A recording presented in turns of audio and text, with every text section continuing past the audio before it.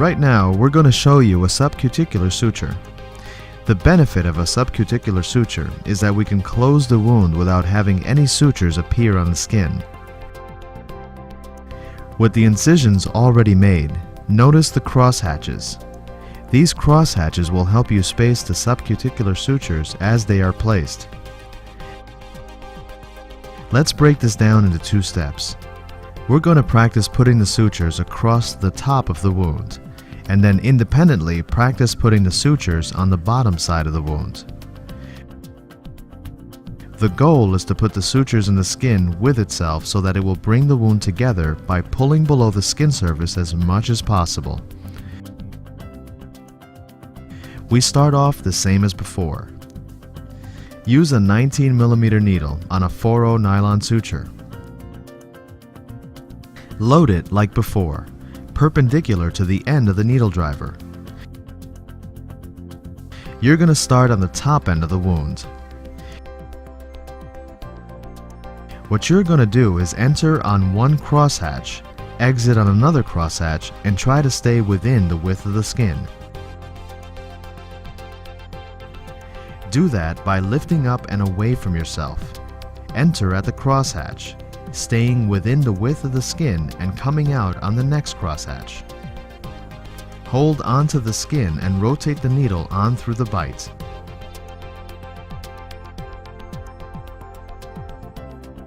Now reload the needle. Pick the crosshatch, next one down to enter, and exit at the adjacent crosshatch. Lift up and away from yourself. Enter the width of the skin and exit within the width of the skin, one crosshatch down. Hold the skin and rotate the needle through. We'll show you this one more time so that you can get the idea before practicing it on your own. Load the needle. Pick up the skin downstream of where you want the suture to exit. Enter at a crosshatch and exit at a crosshatch. Rotate the needle through. Pull the suture taut. What you can see is that you have a couple of sutures exposed with 3 sutures underneath the skin. Now pull the sutures out. And now work on the bottom part of the incision. Load the needle. Pick a crosshatch. Go one crosshatch over. Lift up the skin. Enter and exit. Rotate the needle through the little bit remaining.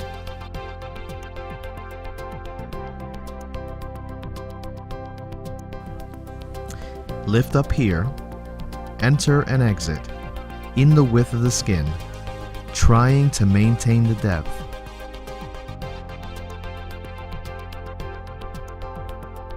Load the needle again.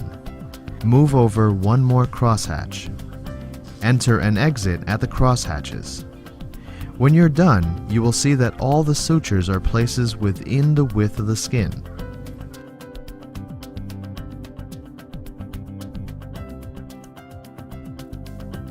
Load the needle in the normal fashion. Put a suture deep in the subcutaneous tissue. Get a big bite of the subcutaneous tissue to anchor the suture. Start the tie away from yourself. This time, the suture has to go down in the direction of the wound so the knot gets buried.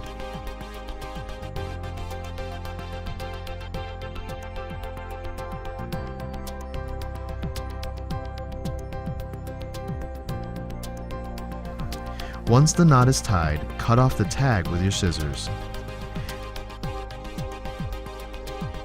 For the next part, start with a backhand loading of the needle.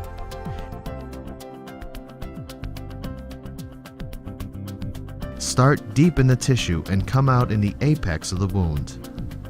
That will anchor the incision to the apex, and then go back to suturing back and forth. Start near the right end of the incision and place a subcuticular suture into the skin away from you. Pull it through, leaving a few centimeters of tail. Once you have retrieved the needle, move your adsense to the skin edge closest to you at a point of 1 marker over to the left of the marker that you have just used to guide your exit. Pull it up and towards you.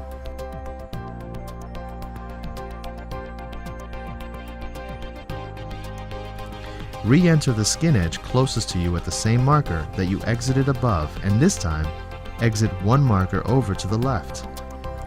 Repeat from top to bottom using the markers as a guide. Continue almost to the left of the line. The skin should be approximated and the markers should line up. Don't worry if it's not perfect. That's why practice is important. Start the series of subcuticular bites right next to the apex on the skin away from you and continue back and forth until you reach the end. At the end, you will repeat the same procedure to secure the suture except in reverse.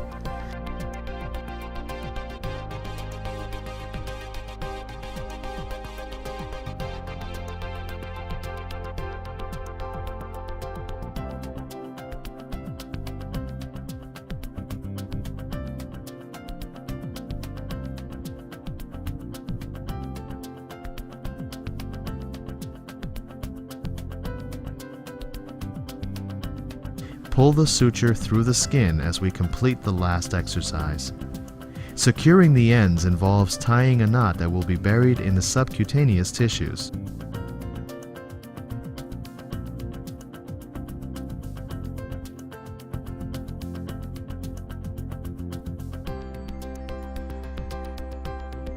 Expose the apex and pass the needle through the edge of the skin at the apex and exit deep in subcutaneous tissue. As you pull it through, leave a short loop which will be used for tying. Complete the suture line with an instrument tie using the center of the loop as a surrogate for the short end of the suture.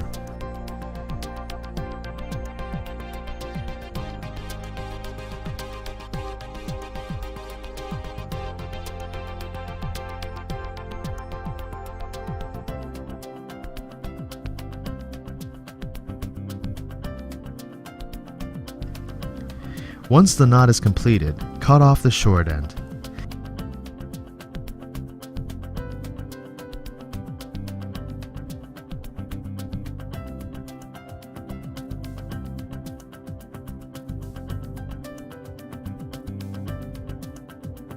Pass the needle deep into the end of the incision and bring it out the adjacent skin about 1 centimeter or 2 away from the end of the incision. Pull it taut and cut it at the skin level. Practice this several times on the straight and curved lines of the suture board.